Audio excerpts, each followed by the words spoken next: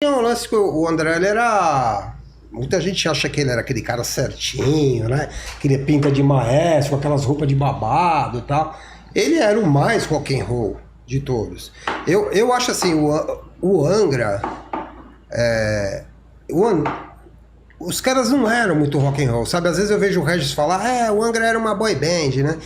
Então não deixa de ter um pouco de razão, mas não 100%. Uhum. Porque assim, quem era roqueiro mesmo, metal lá? O André...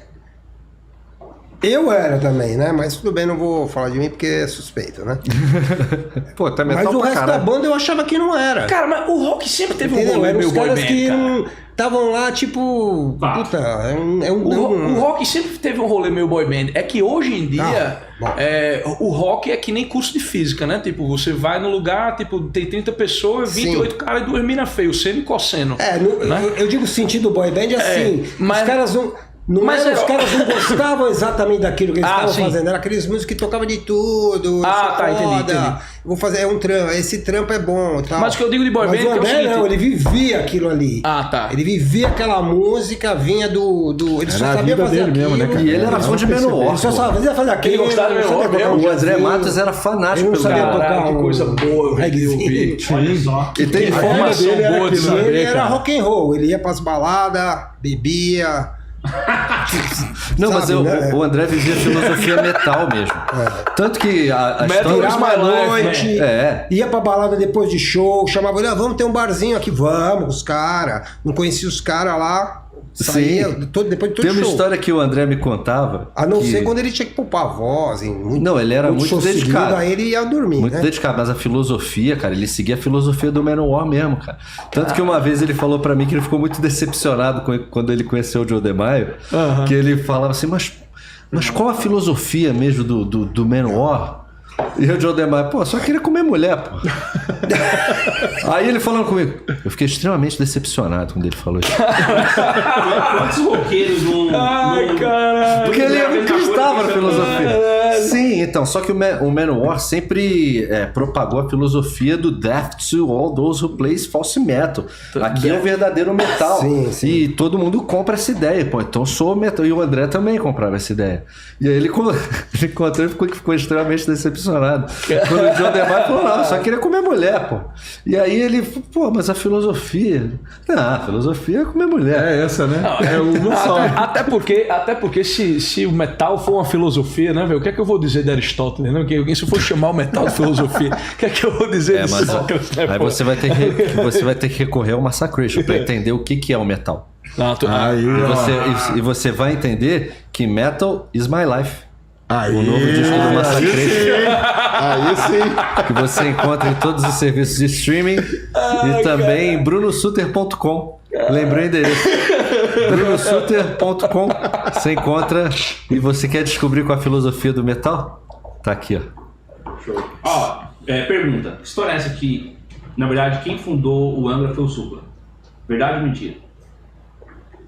Não, quem juntou, né, os caras do Angra. O evento singular. É verdade. Caralho, que é verdade. Não é que é verdade, assim, mas assim, querendo ou não, eu fui o último cara que entrou lá no disco, né?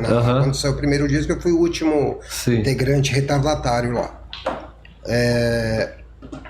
Por que eles me chamaram? Porque eu tinha tocado com o Supla e tinha tocado o Kiko, o Luiz e o Edu Ardanui. Uma época ele botou os dois guitas. Então, por exemplo, já existia o Angra naquela época, não foi ele que inventou o Angra nem nada, mas o Angra era com outro batera, entendeu? Então ele que me juntou com os caras. Quero ver um baterista legal, ver que, todo mundo aqui tocou com o Supla, o batera deve ser bom também. Também. Que doideira, cara. Olha só, falou a verdade, o Supla, então. E o Dr. Sim também, né? Foi ele que botou os 3 caras lá. Você juntou eles, né? Pra acompanhar eles. É que o Supla, ele era roqueirão, assim. Ele foi muito zoado na época do Piores Clipes do Mundo, né? Que é uma época já após a formação do Angra e pá. Então eu acho que às vezes a visão que a galera tem do Supla, desse roqueiro caricato e pá, não sei o que o Marcos Mion ajudou a É uma coisa criar. meio The Osbournes, né? É, que o Ozzy também tinha essa essa visão de ser um cara hiper sério, todo mundo respeitava muito. E quando veio a série de Osborns, ele virou um personagem caricato, né? Virou, mano. Mas ao mesmo tempo catapultou a imagem do cara muito mais do que já era. Que eu acho que foi o que aconteceu com o Supla, né? Que a partir daí, a partir dos piores clipes, ele pegou uma notoriedade pra molecada, ele conseguiu renovar o público dele, que já era lá atrás dos anos 80, que foi renovado por intermédio de piores clipes. E isso fez com que levasse ele também pra casa dos artistas. Aí explodiu, cara. Que explodiu. E agora ele tá Agora eu naquele acho que- namoradinho, de namoradinho, né? Quem quer namorar com o Supla. Isso foi quando voltou. Gado demais! Isso aí foi quando voltou a MTV, em 2000, e quando a MTV acabou e veio essa MTV nova, essa merda aí. Que é um programa tipo aquele que você me mostrou lá, naquele sequelado lá. Do sequelado. Do Felca? Orelha de bisteca. Isso foi